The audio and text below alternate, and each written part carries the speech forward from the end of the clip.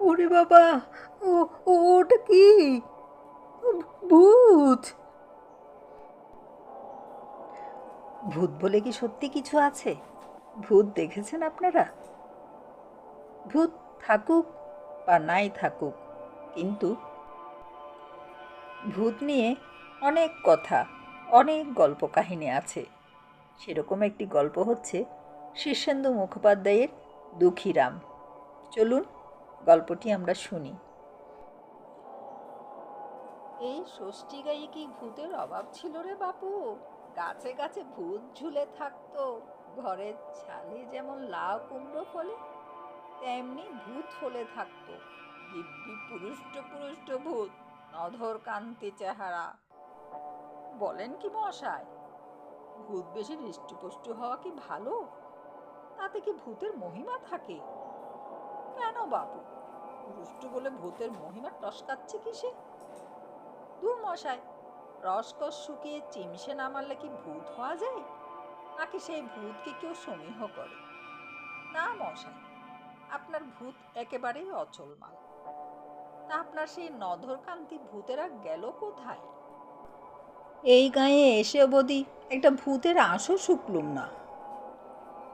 সে দুঃখের কথাই তো বলছি রে বাপু, ধৈর্য হারালে কি চলে?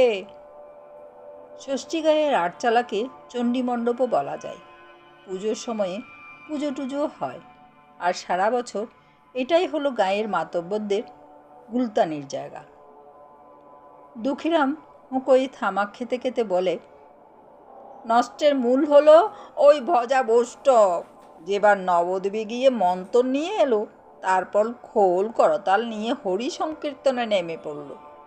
উদ্দণ্ড কীর্তন করছে, তাতে মানুষেরই পালায় পালায় অবস্থা, তো ভূত কোন ছাড়। ওই কীর্তনের তাড়া খেয়েই ভূতেরা সেই যে গা ঢাকা দিয়েছে, আর তাদের টিকিটিও খুঁজে পাওয়া যাচ্ছে না। আপনার একটা দোষ কি জানেন দুঃখবাবু? আপনি সব কিছুতেই বড্ড বাড়াবাড়ি করে ফেলেন। কেন বাপু, বাড়াবাড়ির কি দেখলে বলো তো? এই তো সেদিন বলছিলেন ষষ্ঠীগায়ের মতো এত উৎকৃষ্ট চোর নাকি ভূভারতে নেই। এখানকার চোরেরা নাকি সব ইউনিভার্সিটির ডিগ্রিধারী চোর, চুরিবিদ্যায় পিএইচডি। তারা নাকি হাসতে হাসতে হাঁস মুরগির তলা থেকে ডিম চুরি করতে পারে, সূক্ষ্ম দেহে ব্যাংকের ভল্টে ঢুকে যায়। জমিদার নীলকান্তবাবু যখন ছাদে পায়চারি করছিলেন, তখন নাকি চিতে চোর তার পা থেকে হরিণের চামড়ার চটিজোড়া সরিয়ে ফেলেছিল, তিনি টেরও পাননি। তারপর এও বলেছিলেন বস্টুম পুকুরে নাকি জাহাজের মতো বড় বড় মাছ ছিল, যার একটা কেটে রান্না করে 7 গায়ে 700 লোককে ভোজ খাওয়ানো হয়েছিল। বলেননি? দুঃখীরাম মিটমিট করে চেয়ে বললেন, বলেছি বই কি, তা সত্যি কথা বলবো, তাতে দোষের কি বাপু? চোরও ছিল, মাছও ছিল। তবে কি না কানাই দারোগা এসে অবধি চোরদের ভারী দুরবস্থা কি না, তারা সব হাজতে। আর মাছের আর দোষ কি বলো? মাছ শিকারী নন্দবাবু রিটায়ার করে গায়ে ফিরে আসায় আমাদের কপাল পুড়েছে। লোকে কিন্তু অন্য কথা বলে।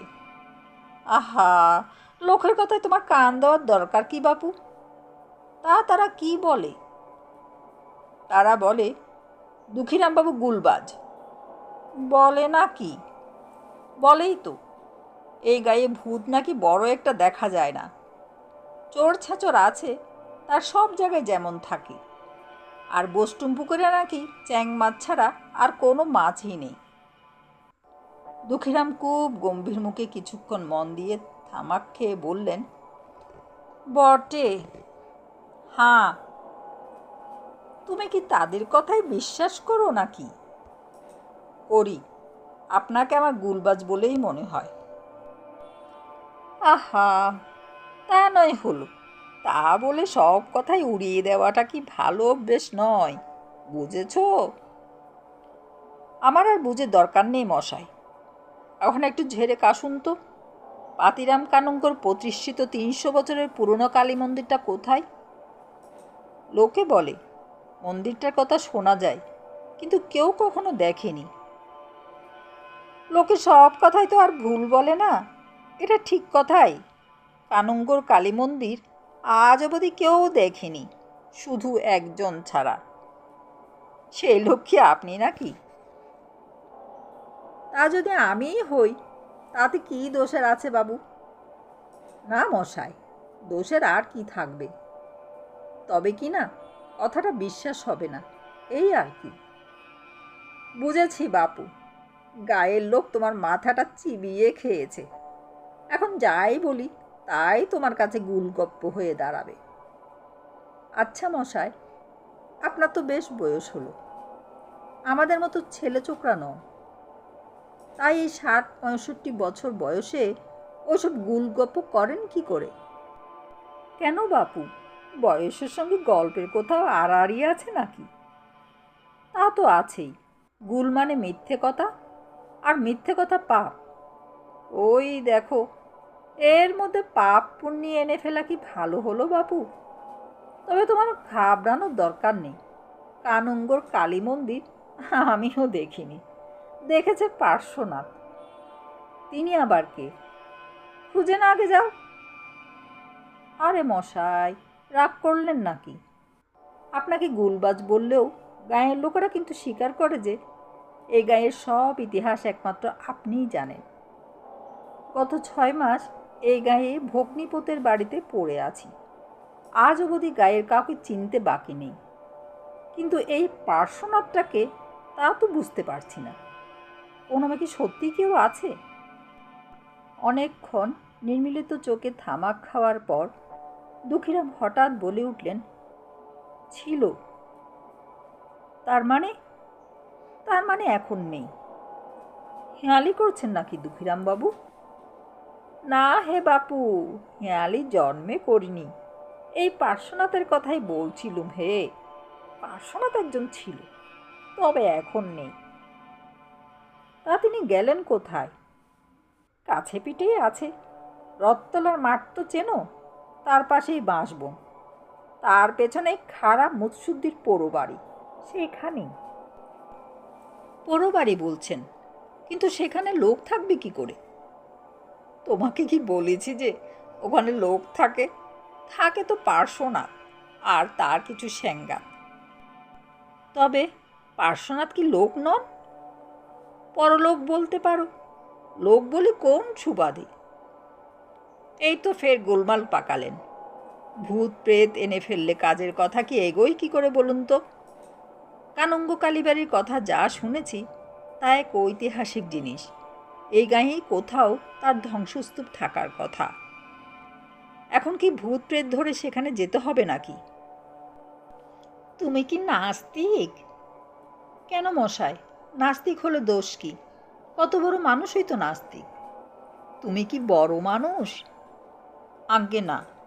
তাহলে? বড় মানুষের মেলা টাকা পয়সা, লোক লস্কর, নাম ডাক, প্রতিপত্তি থাকে বলে নাস্তিক হলো মানিয়ে যায়। গরিব গুরবোদের কি নাস্তিক হলে চলে বাপু?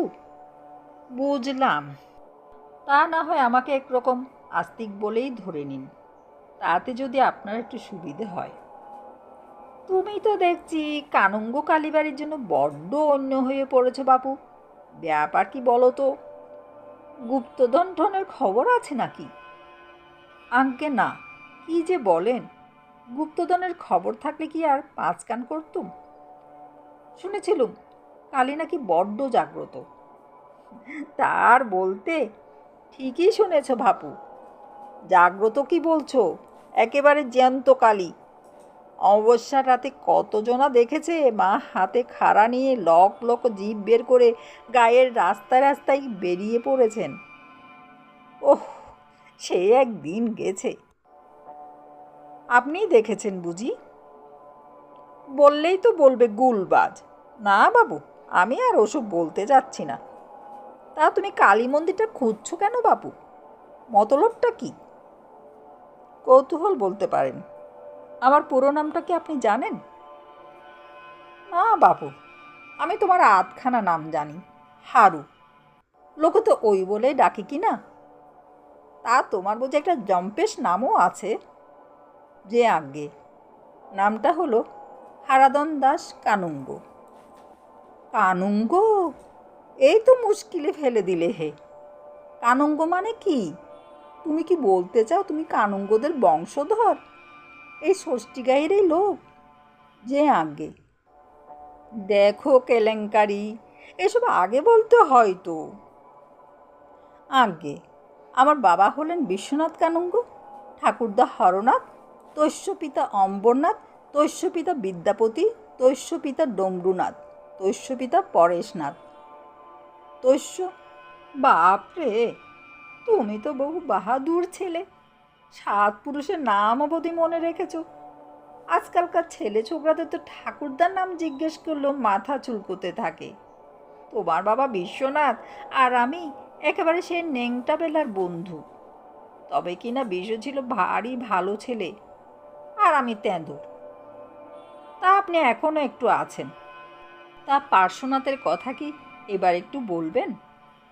বলবো বই কি বাবা, অবশ্যই বলবো। তবে বললে কি তোমার বিশ্বাস হবে? বলেই দেখুন না।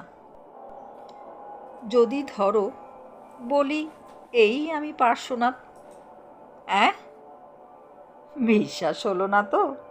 নাস্তিকদের তো ওইটাই অসুবিধে কি না, বিশ্বাসযোগ্য কথা হলেও বিশ্বাস করতে চায় না।